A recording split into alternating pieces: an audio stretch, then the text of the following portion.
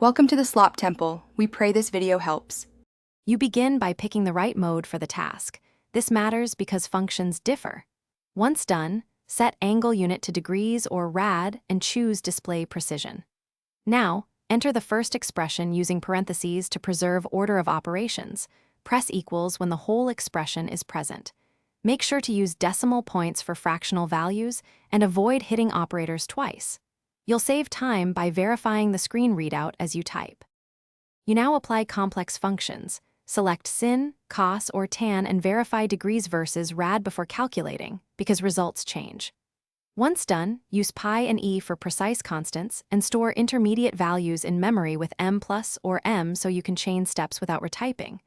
Make sure to use power and root keys, x, y, and sqrt, when solving polynomials or exponents.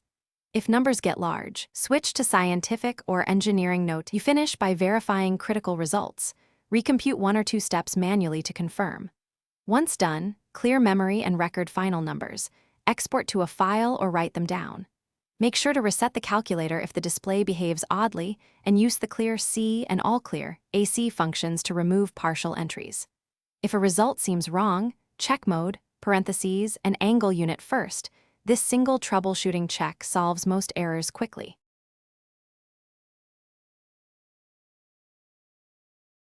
Thanks for watching. Consider subscribing if we helped you.